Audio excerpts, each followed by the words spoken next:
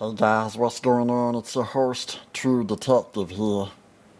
I am the best detective you've ever seen.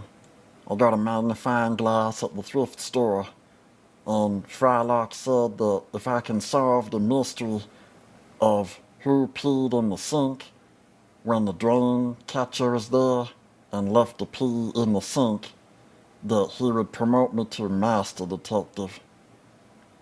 I'm pretty sure it was Shake, 'cause he's the only other person in the house other than Frylock, and I don't think Frylock would have peed in the sink and then asked me to solve the mystery.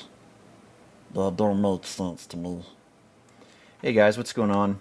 It's Madman. We are back with more Mad Detective. So, this is episode 3 of the series. Again, we're starting these videos when the totally not torrent starts at 0 minutes, 0 seconds. So, we're watching the intro here. And, I should really emphasize, I should really say, I rewatch this like every year or two. It's very good. If you like shows like The Sopranos, The Wire, Deadwood, this is up there with those. This is very, very good.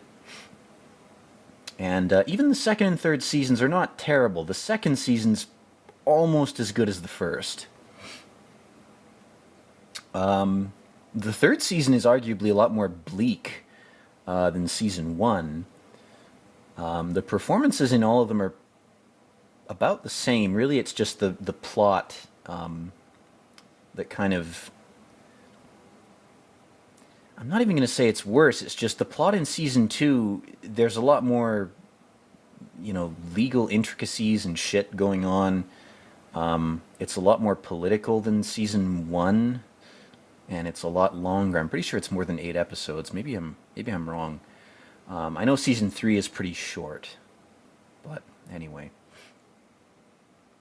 The point is that the writing is pretty consistent. It's the plots that I think aren't as simple as this one. This one has a very simple plot. It's presented in a shuffled chronology kind of way that makes the plot seem more interesting. You sort of get pieces of memories, which is a format that I think works for this series because it's very sort of Lovecraftian, it's very creepy, psychological, existential. So it's almost like you're sort of invading these characters' minds and reading their memories. You as the viewer are treated almost like the creepy entities in Lovecraft, where you can sort of pilfer people's memories, and you're getting them in a shuffled, random way. So you have to piece together their lives and their personalities from these sort of random fragments of memory. It's like when you go on a first date or a second or third date even with a person and you're trying to figure out who they are, if they're compatible with you, they're going to give you random snippets of their past and their hopes for the future and their present in a random order. They're not intending to confuse you, but that's how we interact as people. And that's why this series is so great as a character study, because it just has these two characters. It has a very simple premise. There's a mystery about a serial killer. That's very common. But the way it's presented makes it so that you're not just a fly on the wall. You're a Cthulhuoid entity trying to figure out how humans behave. Or you're a guy on a first date, which is the same thing. So I'm talking over all this crap. It's just this guy's preaching. He's a tent revival Baptist in the South or some shit. I don't even know. And basically we have Rust with his trademark cynicism, where he's like, these people are idiots, and they're so obsessed with narratives and stories that they will consign their whole life and all their attention and their entire raison d'etre, their whole sort of reason for being, to one kind of cult or another, or one kind of story or another. They're malleable NPC type people. Doesn't mean they're bad, but it means that they're so susceptible to manipulation that society has had to sort of adapt to structure itself to manipulate people because people are so stupid. There have to be these squid ink burst in the dark, kind of performative lies because people are just dumb. If only people weren't stupid. If only, stupid people just didn't exist. Wouldn't that be convenient? But you start to go down that road, you end up like Joseph Stalin, who's like, you know, I don't even know how Stalin sounded. I don't know if there's any sound recordings of him. But, here's my impression. He'd be like, just kill everyone. Kill stupid man. Then there will be no stupid man. That doesn't really work. There's always going to be a bottom tier of society IQ-wise. And maybe I'm in that bracket. I don't know. I don't know what my IQ is. I haven't had my IQ tested in fucking 15 years. But anyway, enough about that crap. Basically, Marty's like, what do you believe in? You got to believe in something. And Rust is, he's being a bit defensive. Marty kind of calls him out on being defensive about his existentialism, but then we cut to him explaining it here. Just takes him a few years to find the words. And he talks about, it's all, he's telling the truth for here, which is very dangerous, even to these detectives. He's sort of cognito hazard spouting, about tribal and primal human societies and how, in order to organize ourselves as some sort of being living in an ape suit, all of us, we had to figure out how to confront the unknowns of reality. And the best way to do so is to tell a story about them, because it presents a form of order to impose on chaos. Even if it's fake order is better than real chaos. That's what Marty should have said to Rust. He should have said, you have an order to your life. You hunt serial killers. That's how you justify your embodiment in a human meat suit. That's how you justify being here. And again, he sort of hits him here. He hits him in a weak spot, and Marty just doesn't say anything. He shuts the fuck up. That's how you know Marty's made a point. Rust, shuts up. He says, you sure worry about this shit a lot, dude. If you didn't have any kind of story that you were living your life by that was satisfying to you, you'd probably worry about all this shit like you are. And then Rust, again, in the future, he's more wise now. He's able to articulate what he should have said to Marty. This is like, these are the comebacks I would have told Marty if I was a little more alcoholic and 15 years older. Back at that revival tent, I still think about that moment. I obsess over it. This fucker would. He would obsess over that shit. He basically says, you can change the superficial aspects of your life. You can get a new GF. You can move to a new city. You can get a new job. You can change clothing. You can lose weight. But these are not going to effectively fill the epic religious existential hole in the soul that he talks about throughout the whole series. And of course our villain, our serial killer, who we have yet to identify, is filling that void by doing what he does, right? That's the whole point, is he's found a dark way to do it. This preacher guy, he's like, I know it's all bullshit, I'm a performer, but people feel better when I lie to them, and that makes me feel like I have a purpose here. I'm giving people a little bit of relief from the chaos of reality by telling them a story. And good for him, man. He's not being too extortive. Is that even a word? Extortative? Whatever. He's not conning them that hard. He's taking money from them, sure, but, he's in a fucking tent. He's not in a mega church with a fucking $5 million audio setup, He's literally in the middle of a fucking field, It's got this Elvis-ass facial hair fit. God, it looks fucking bad, man. Shave the fucking sideburns, dude.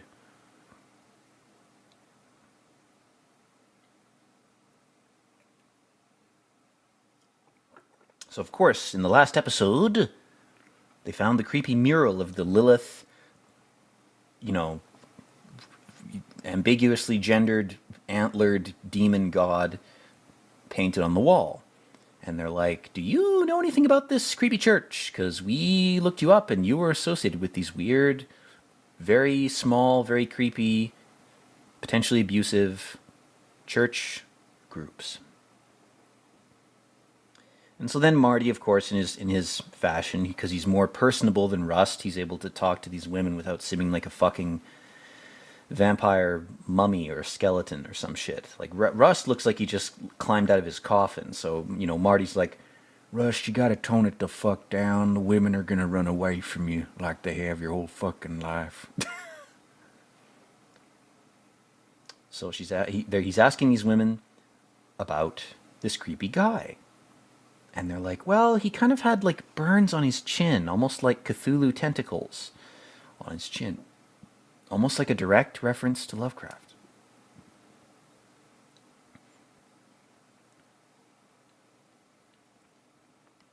Oh, I didn't notice there's a boat floating by in the background of this scene. That's kind of cool. It has nothing to do with anything, but I want you to know that I just noticed it. I am smart. Anyway. So there's this guy who's mentally challenged, and he's working for our little Elvis Baptist preacher guy. And Rust's like, you went to fucking Angola for some creepy shit that you did. You're mentally ill, but if you do creepy shit, we gotta put you away in jail, because that's not okay for anybody. Yeah. And so he's like, was this guy on the loose? Could he have done some weird shit? And the guy's like, yeah, he's pretty stupid. I don't know if he could orchestrate a complicated serial killing or nothing like that. I love this guy's voice, man. God damn. What a great voice. Left it painted at the crime scene. It was an abstract, Monet-inspired, kind of a impressionist bent to it. Starts going into like the art of it. He opens up his sketchbook. He's like, I did 27 sketches. I'm gonna need you to look at all these. Check out my Instagram. It's Rust and Coal. I'm trying to get into painting. It's therapeutic. My therapist told me I should paint things. Rust needed fucking therapy, man, but he's too much of an arrogant prick to actually do it. And so basically this preacher guy's like, well, if you think this guy's doing creepy crimes that involve sexual things, you should probably take a look at him, because he couldn't have done that. Because basically, well, he got mutilated when he was in jail, so he has no means to perform those acts. And then, of course, Rust, he's going off on his amazing atheist tangent here. He's like, but the problem is he's right. This is like Amazing Atheist would kill himself if he heard this speech, because this is true. It's the ego that stories hack in you, because they make you think you're the hero, or the villain even, or the hero's sidekick.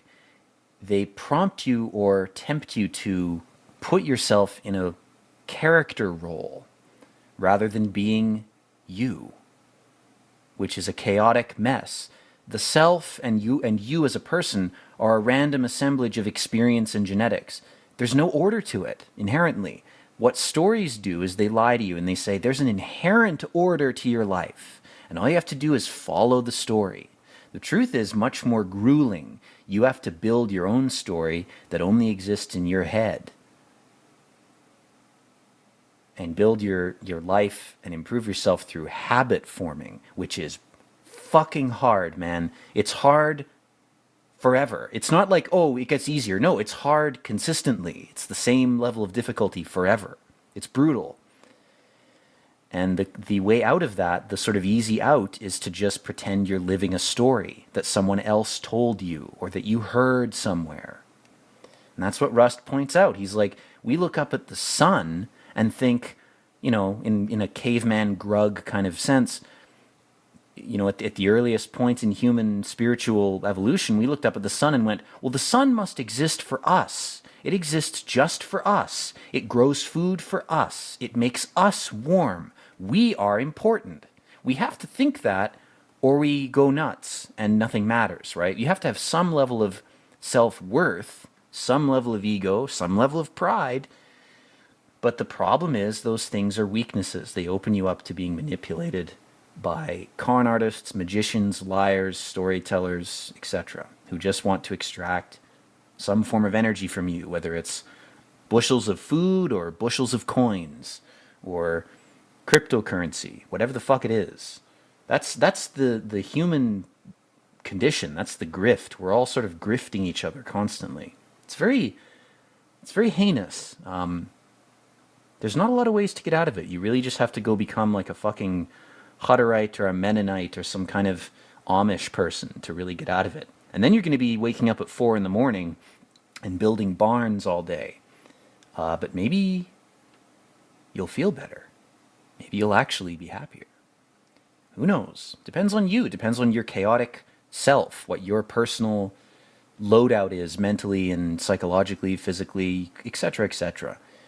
You know, some people are comfortable doing data entry. Some people are comfortable on a farm. Some people are comfortable doing off-the-cuff, edgy comedic videos like the one I'm doing right now. So again, they're having the same argument. You know, they're both stubborn motherfuckers, so they're both digging into the trenches in terms of their philosophical position.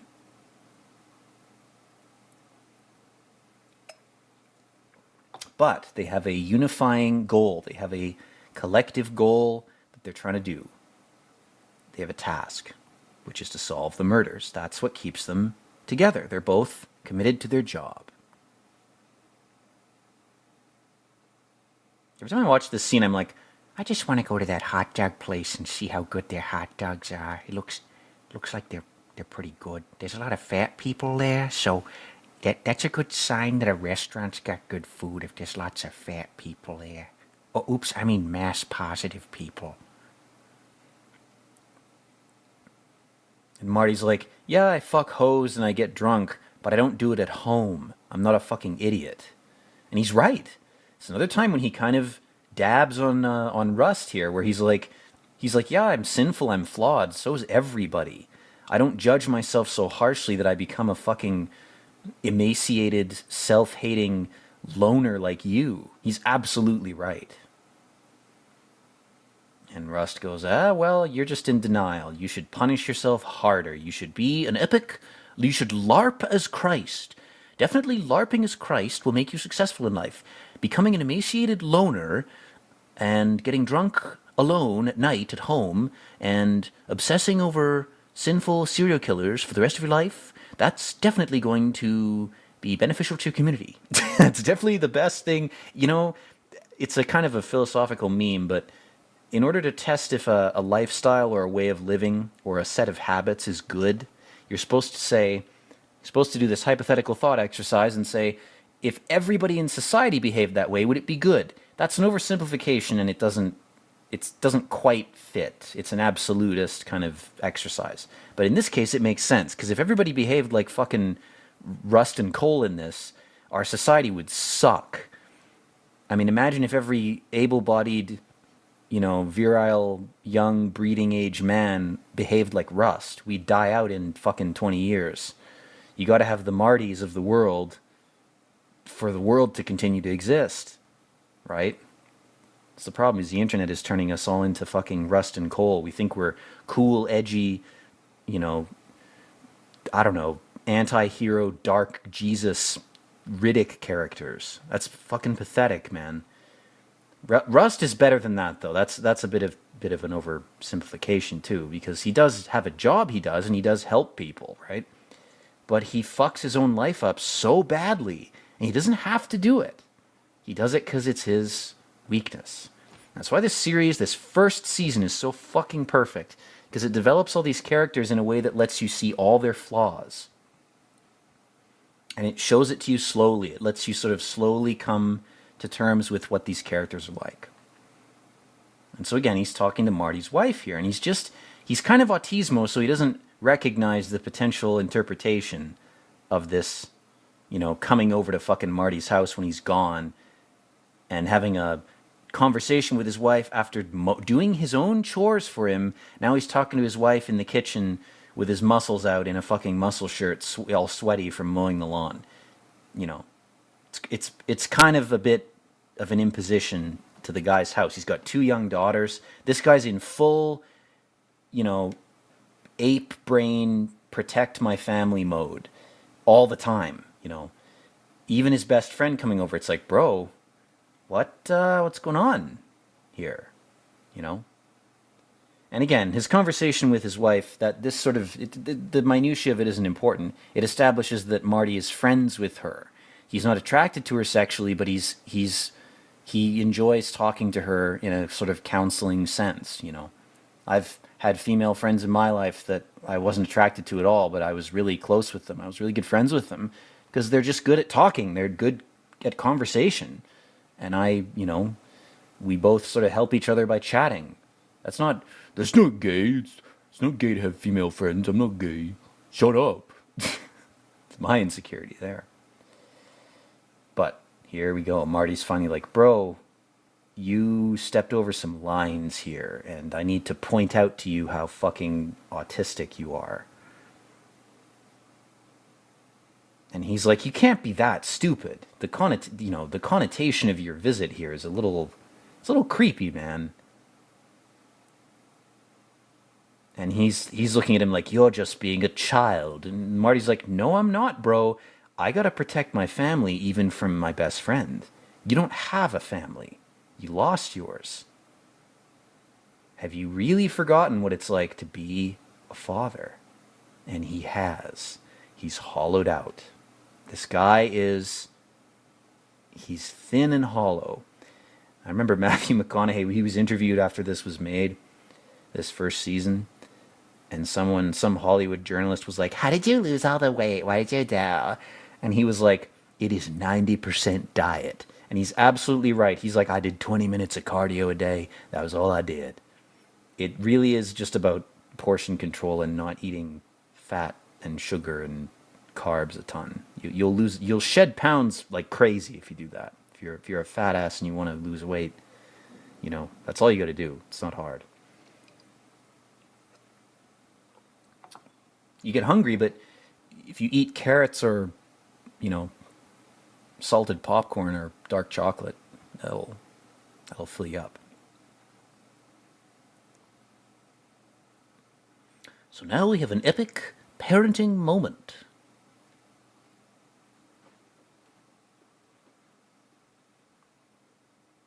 They're watching hockey on the TV. Would they really be watching hockey? Why not football? I guess that's the oldest footage they had access. Oh no, it's basketball. Okay. Sorry guys, I've seen this so many times I know what the conversation is, so I'm distracted by shit I haven't noticed before. So she drew some naughty things at school.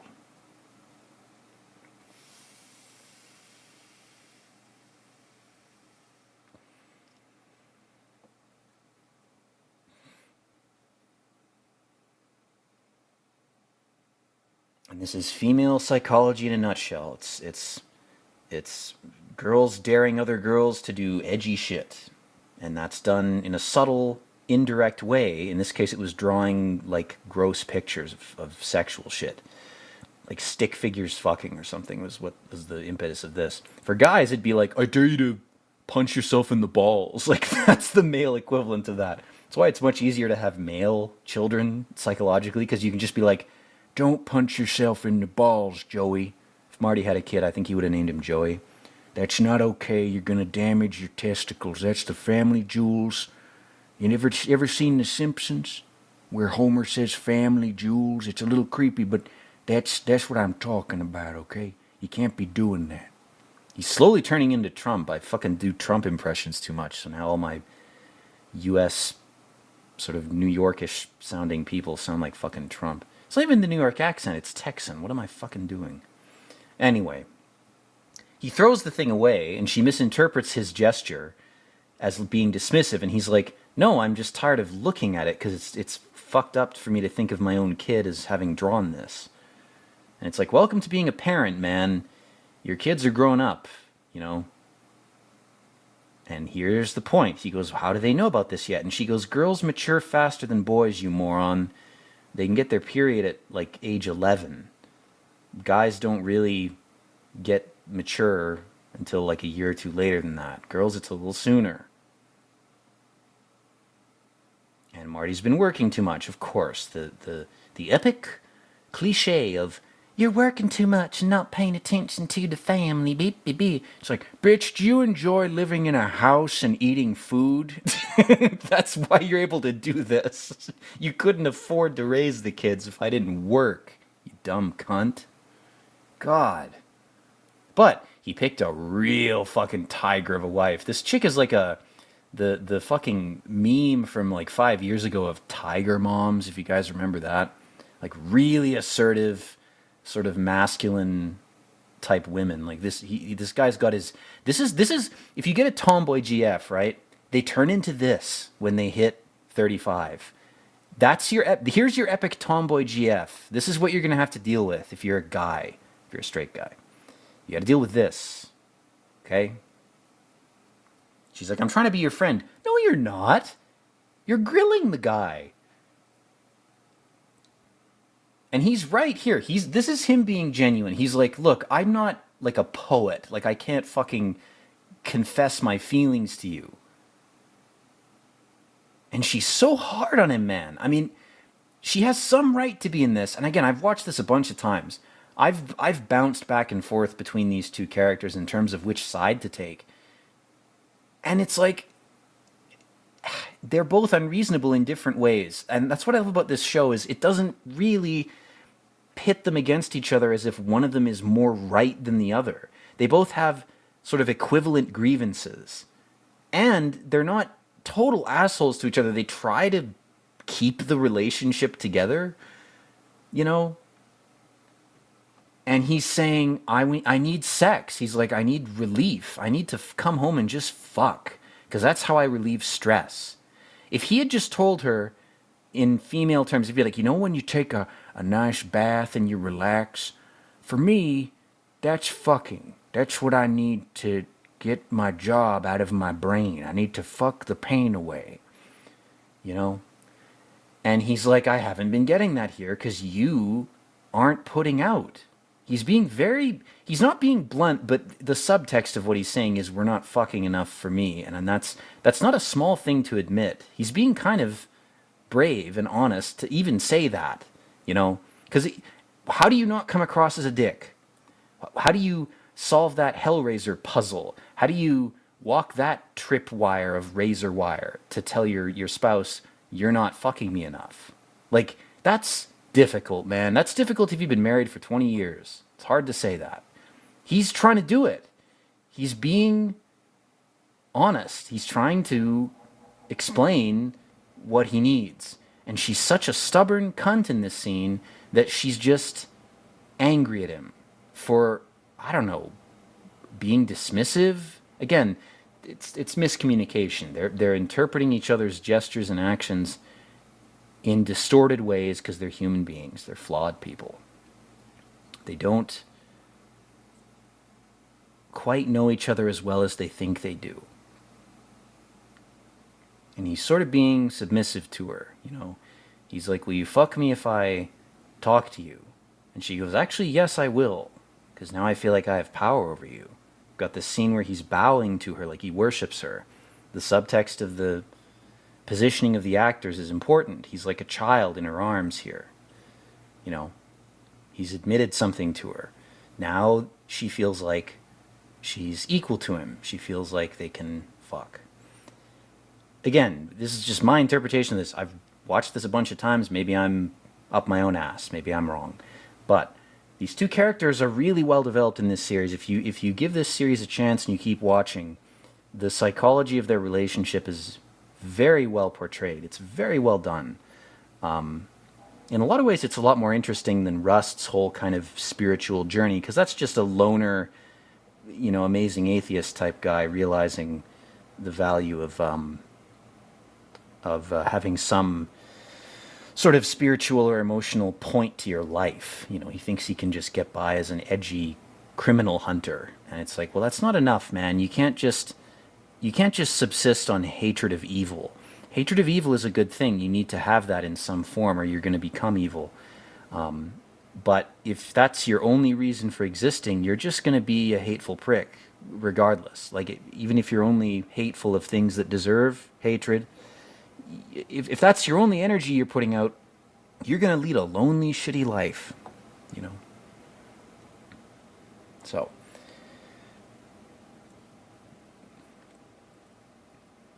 now he's talking to these two detectives in 2014 or whenever this was made. This is present day when the series came out. And he's like, which one of you guys was the interrogator and which one was sort of the good cop observer? And he's like, Rust was the Jesus LARPer. He was the manipulator of guilt and shame, which are the emotional tools that Western society uses to create Western subjects. It shapes your brain like a blob of clay by making you feel guilty for things. Whether they're worthy of guilt or not is irrelevant. The system is the entity that chooses the things you're supposed to feel bad for doing or feel good for doing. And then your parents echo it, your authority figures, your teachers, etc. will echo those commands, those diktats. And Rust totally understands this. He's like, it's a shitty analogy, but it makes sense. He's like Neo in the Matrix, where he's like, I see the code of reality and therefore I can bend it and manipulate it to extract information from these fucked up people. And that's his job, right? So he's giving this guy the illusion of confession. He's saying, I will cleanse you of guilt, my son, if you admit to this crime. And again, this is an over-dramatic kind of way of doing this. He's sort of casting a spell on the guy. But this guy's fucked up. He's a thief, you know. You can't let this guy run around stealing shit. You got to put him away. He's you know, needs to be put away.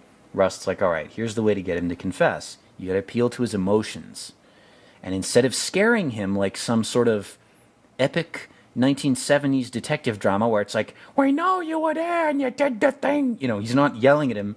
He's being creepily manipulative and sort of feminine in his interrogation, because he's mastered both sides of the psyche in terms of gender. He can be aggressive when he needs to be, but he can also be manipulative, which makes him very creepy and dangerous, which is probably why he can't get laid, is women look at him and go, how the fuck do you know our manipulative arts? You're creepy. I'm scared. I'm out of here. Like, that's, you know, it's the price he's paid to sort of achieve this level of mastery of his job, you know.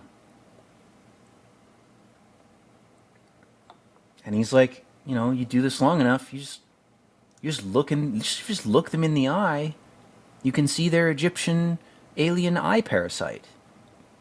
And you can sort of commune with it psychically. You can figure out what their weaknesses are. You know exactly who they are, if you're not an idiot.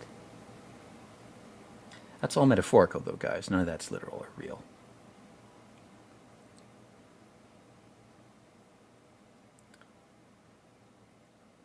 That's a good line. Put insomnia to good use. I like that line.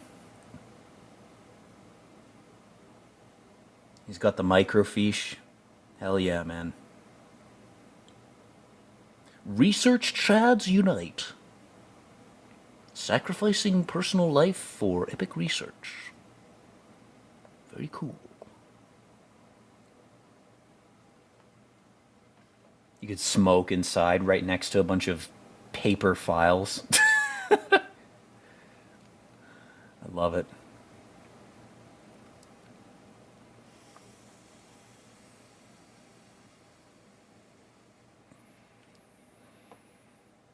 And again, he's right. The dialogue in this is the correct variant of a lot of pseudo atheist type of shit. And it's like, you are a biological puppet. Years ago, they proved that when you perform an action, and this is like demonstrably true, it's physical shit, it's real. You know, if you reach out to pick up a cup of coffee, your arm performed that action before your brain told it to do it. Think about that for a second. You, as a conscious person, as yourself, did not tell your arm, pick up the coffee and drink it. Your arm did that first. And what your brain does, there's a name for this phenomenon that's escaping me. What your brain does is it gives you the illusion that you told your arm to do that before it did that. Think about that for a second. That should horrify you if you have half a brain. Your body moves before you tell it to. That means you're just watching yourself. Does that mean you have no free will? Maybe it does. Maybe determinism is the true philosophy.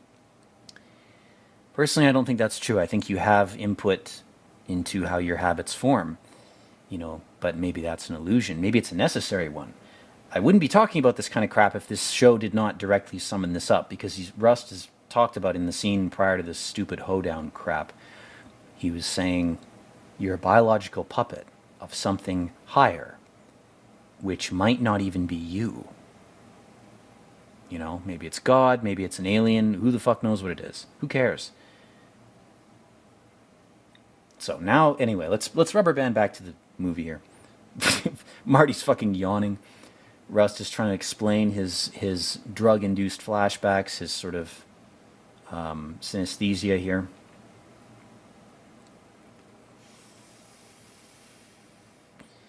And ironically, as he's explaining this, Marty's having his own type of flashback. He's looking at his side hoe, his bitch, his concubine, who's dancing with some other guy, and he's like, I can't handle the fact that this obvious hoe is fucking other people. Yeah, you didn't assume that, man? This is where Marty's meathead weaknesses come out, where he does dumb shit like this. I mean, they're drinking, sure, but, you're a fucking grown man, and you're acting like a fucking 5-year-old man. And Marty fucks up. He fucks up hard in this. Rust makes mistakes too, but his mistakes are not as bad. They're just not as bad as Marty's. Marty's kind of an idiot. I'm gonna say it, guys. Marty's IQ, I estimate it to be 15 to 18 points lower than Rust's. She's like, you're with your wife, you fucker. Like, don't be a hypocrite. And again, in a Freudian sense, he's treating her like his daughter. It's kind of creepy. He's like, I should control who you get to be with. It's like, what the fuck is wrong with you, man? Your brain is shut off right now. You are not thinking. Imagine Russ doing this, if you understand these characters. It's total black and white shit. It's totally the opposite. Their insecurities are like on opposite sides of the autism spectrum. Marty's a fucking Aspergerite. Rust is directly opposite. And his wife's like, hey man, tone it the fuck down. Don't drink so much.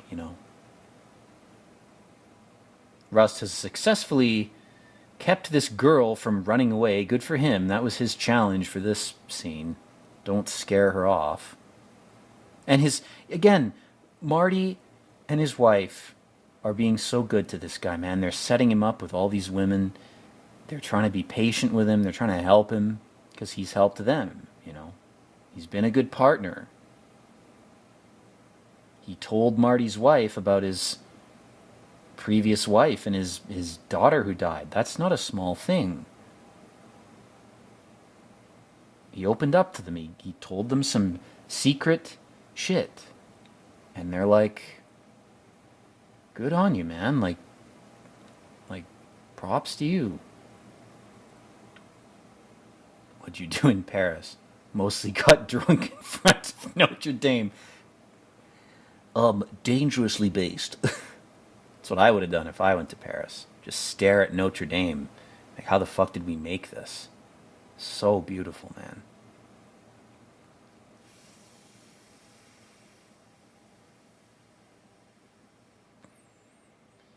The sum of their urges. Collision of desire and ignorance. I mean, I can't comment on it. You just gotta read the dialogue. I don't have much to add to this. Never been in a room more than 10 minutes. I didn't know whether the guy did it or not.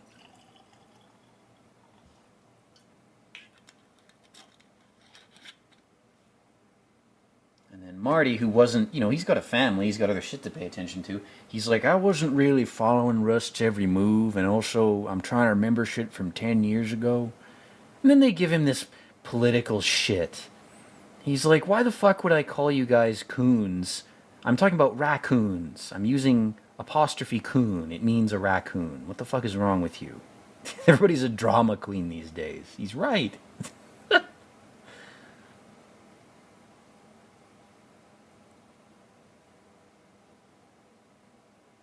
Oh, don't run over the bike. You have a daughter, some poor girl. That was her bike, you asshole. This is the dumbest shit, man. If they hadn't developed his character up to this point as an angry drunk or a crazy drunk, this would be hard to believe. And he's like, I want more than sex from you. I want the intimacy that my cold fish, late stage tomboy, mannish kind of wife is not giving me. And at the same time, they can't solve the case. That's probably bugging him. I'm not making excuses for the guy, because this is fucking psychotic, man. This is nuts. Rust does some crazy shit in this series. This is more insane than anything Rust does.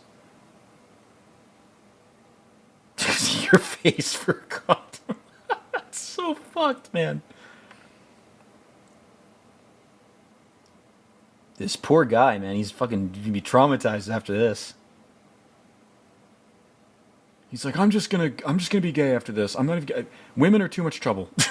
if guys like this can pop in out of nowhere, holy fuck, get me out of here. I'm out of the gene pool. Bye. I'm jumping out. God, her face.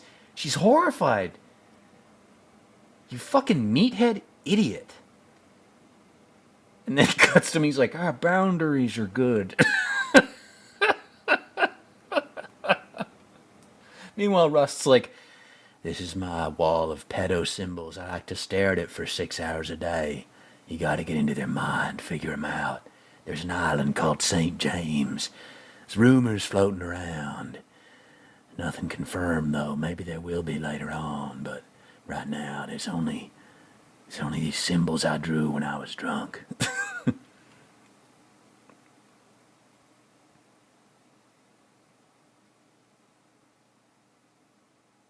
She's like, my husband's fucked, man. Steve Geraci said he caught something. Oh, okay.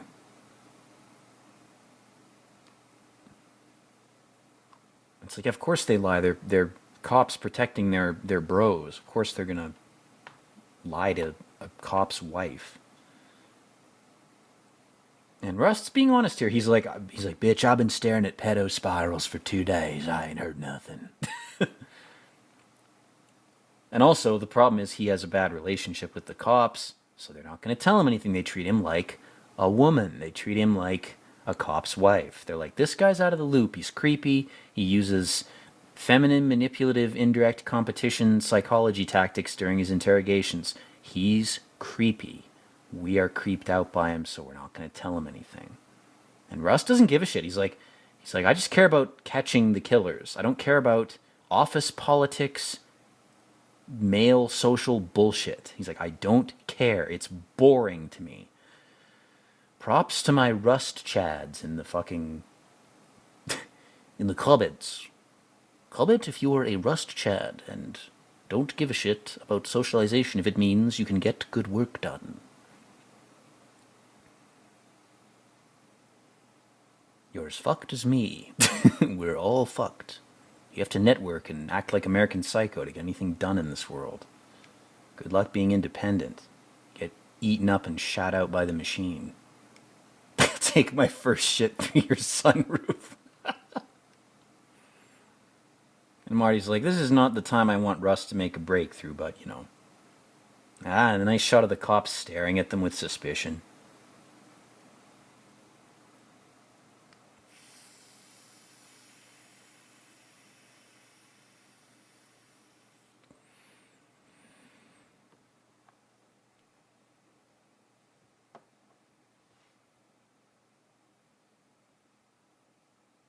And Rust's like, this body looks exactly like the one under the tree. Multiple stab wounds, high on meth and LSD. Can't imagine that combination, man. A little bit of weed gets me fucked up enough. I don't need fucking anything stronger than that.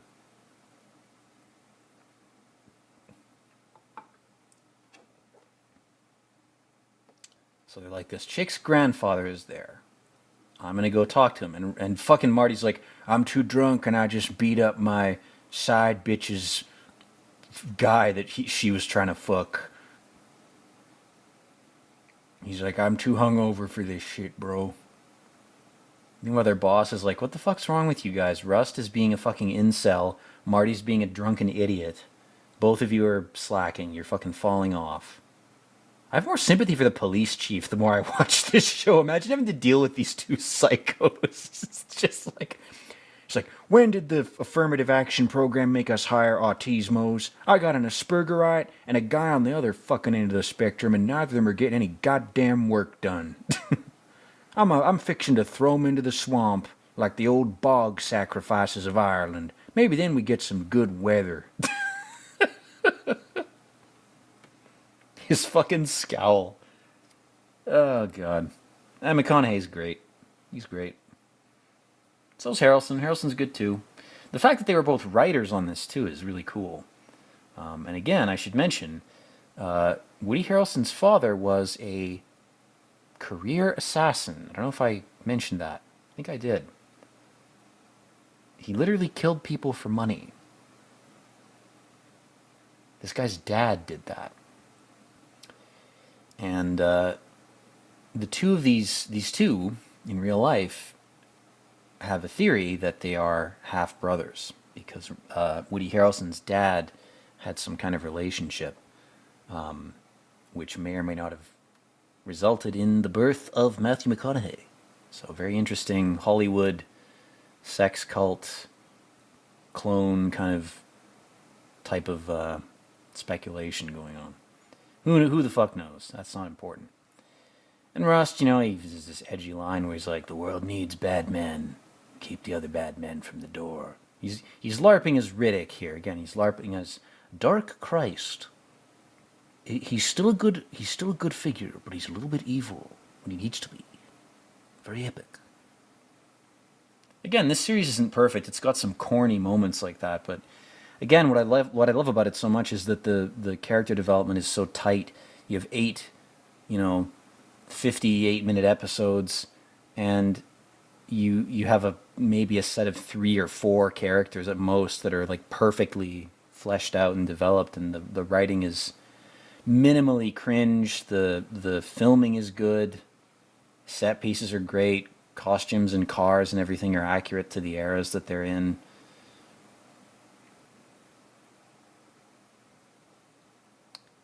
The Lovecraftian NPC fisherman guy, the wise old man that they're talking to. The Jungian old man. He's like, that family shit. Sisters and brothers fucking and all sorts of crazy shit. It's the South after all. Baby.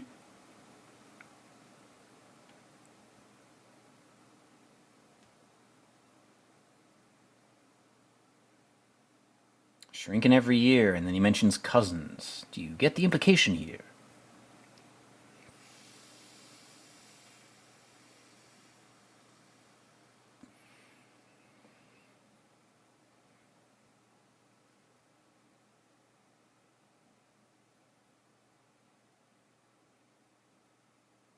It's like Cthulhu reabsorbed him. He's back down in R'lyeh in the city under the waves.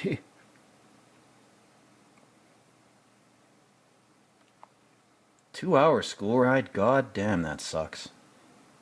I'd have like 45-minute commute to school when I was young. That was bad enough. 2 hours? It's fucking nuts. It's like, alright, it's 4 a.m., time for school.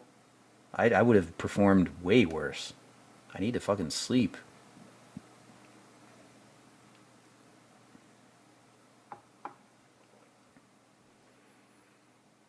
What do you think they're looking it up for? Can you see their badges, you dumbass? What do you have, crab parasites in your brain? Fucking Christ, they're cops. Why would you ask that? His badge is like obviously visible.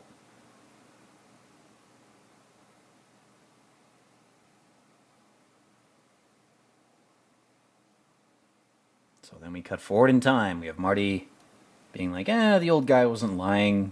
He was a Lovecraft old man. Usually in those stories, those guys give a little bit of exposition, kind of advance the plot a little bit.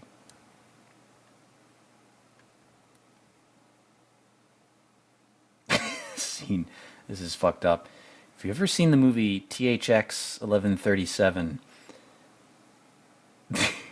Marty talking to these two detectives reminds me of that, and the way that the security forces in that movie are contrasted with the prisoners. It's funny to me.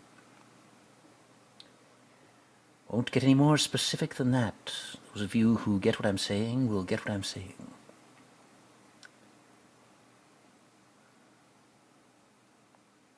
Right, so Edwin Turtle's little turtle program. The Turtle Club.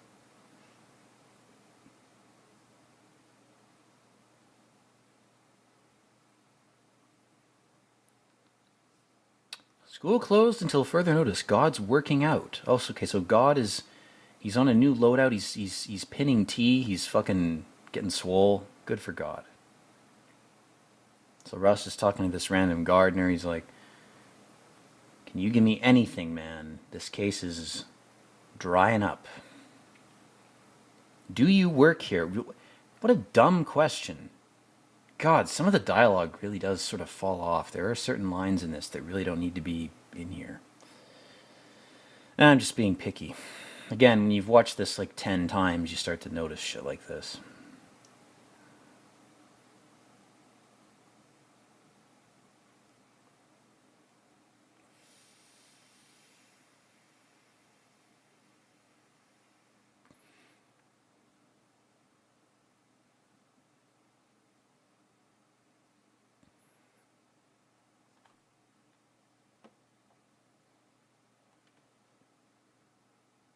Imagine how hot it would be wearing those suits in the fucking South. God damn, in fucking Texas. I'd be sweating my fucking face off wearing that shit. It's a breathable fabric. Horsehair and camel. Keeps me from sweating too much, getting dehydrated, and then I can do my thinking, take my notes, solve the cases.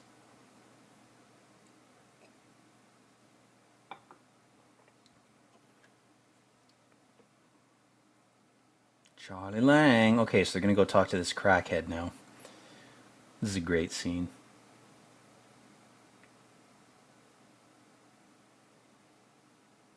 Your bonker's just not on this.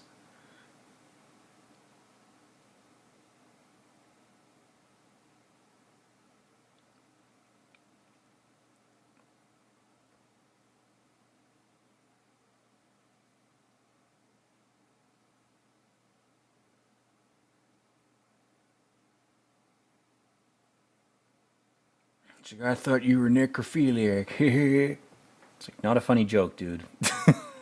Rust is actually doing his job, whereas you're getting drunk and beating up random dudes.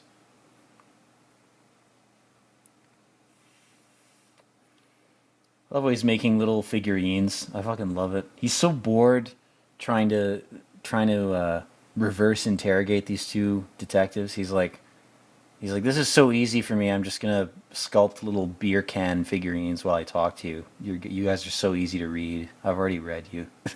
And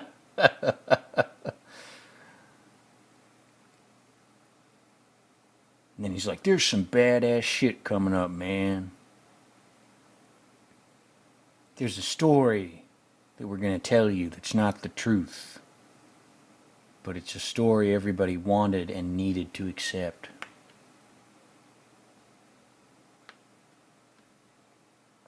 Again, Rust is just pretending to be nuts here. I mean, he's cooked, he's fried by booze, but he's not as fucked up as he's portraying himself to these guys. He's performing for them. And they're not experienced enough. They can't see the performance. They just see a crazy, fried guy.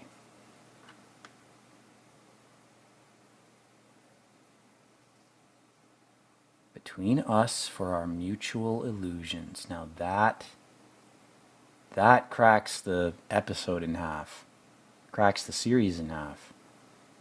It's like when you tell a lie, even a white lie, there's a price you have to pay for sustaining the illusion, for making it and for sustaining it. There's a price. If you don't pay it, it's going to be extracted from you. You're going to have a debt to the truth. Some philosopher said essentially that. He said, every lie we tell incurs a debt to the truth. I forget who said that, but Rust is, he's performing for these detectives, and he's saying, he's like, all these dead people I stared at to solve this case, or to try to solve it, there's a peace. They don't have to run around and, go on Bumble and fuck around. They don't have to struggle. They don't have to put themselves out there just to be fucked, not the way they want to be. It's all over. They're like, oh my God, it's finally done. Thank God I'm dead. Like, there's this super fucking cynical, nihilistic kind of thing. And he's like, this is just a dream, life is but a dream type of shit. You might as well be a beer can golem, you're just this little beer can man. Congratulations. You're made of beer cans. That's my epic summary of Rust's philosophy in this show.